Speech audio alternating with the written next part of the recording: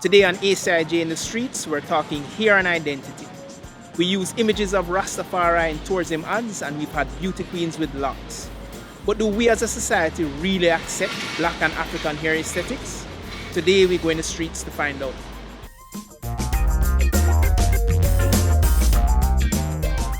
I feel like maybe because it's more of a global thing at this point where you see a lot of Americans probably talking about going natural. I feel like more Jamaicans are embracing it and think that okay, this is the route.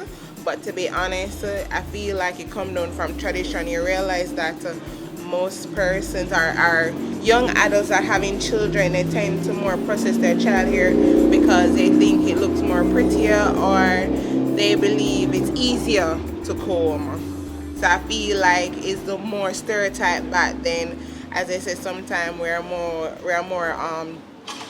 certain things are embedded in our DNA from way back until now where it comes on to embracing our hair. Black women in general are starting to accept the beauty of natural hair. Their dark skin goes along with it, so I think the movement of black hair is starting to improve now that people in general are seeing and being educated about how natural hair is good for the skin, how it empowers women, shows the natural beauty of people. No, not as much. Not as much. Because people trying to buy hair and all of that now to just change up their looks and all of that. Nobody wants to do natural hair anymore. Unless it is much taller and they want to like lock it, or locks or something like that. Well, most of us evolve, but you have the others, right? Straight hair, them on. No, sir. Why? Because everybody are cream hair. Most Jamaican women more goes like crazy about you. White girl, they want to go false more than stay natural. And it's actually for me it's horrible because they put away their natural hair to wear fiberglass, donkey tails and all these things, which they should be idolizing natural hair because when I went to Trinidad and when I went to Barbados, most Bajan women, they're ready to lock their hair, when they cream their hair. Seriously, do you know we got more Rasta in Barbados than Jamaica? It's a small place.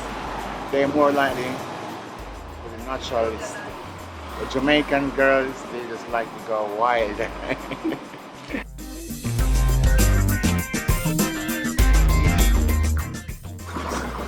Okay, if people religion is their right, and when you start the work, they should tell you what is the criteria.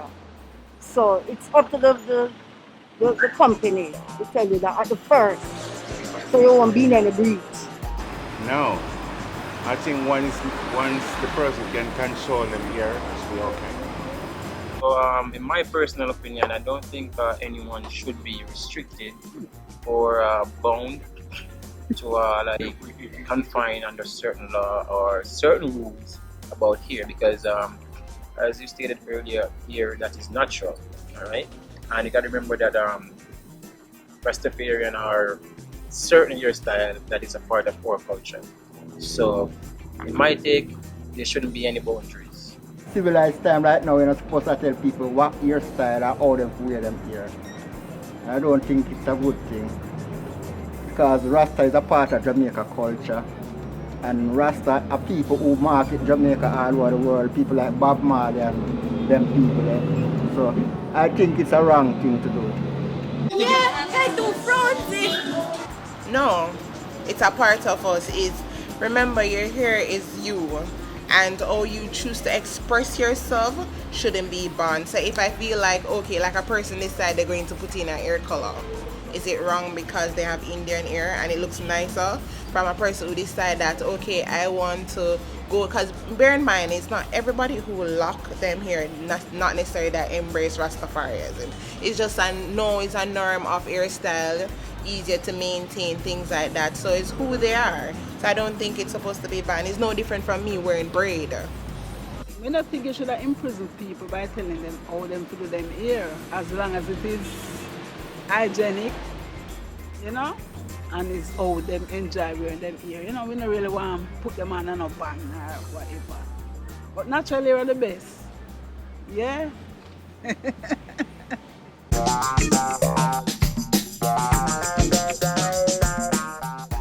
No, not me, but I know people who have it because when we start at that time Rasta was civilized, Rasta plenty, I mean.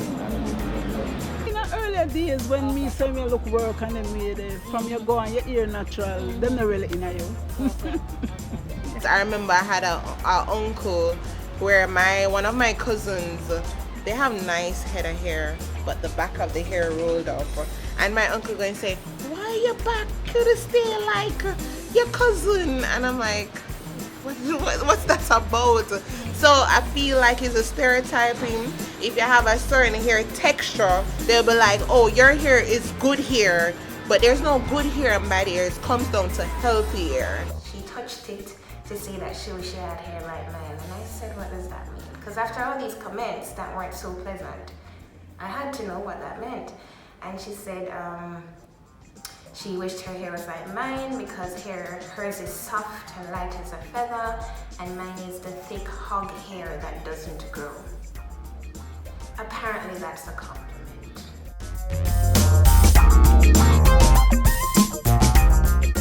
Natural hair? Sure. Alright, in my preference, I prefer natural more than processed. However, if my one in the future is going to be having processed hair, I don't have my issue with it. I like to see girls with natural hair. It beautifies them. Well, some interesting feedback there, and we'd love to hear your thoughts in the comments down below. Hope you enjoyed watching this video, and I encourage you to subscribe and watch the space for more content where we explore Afro-Caribbean culture and Jamaican social history. Bye for now.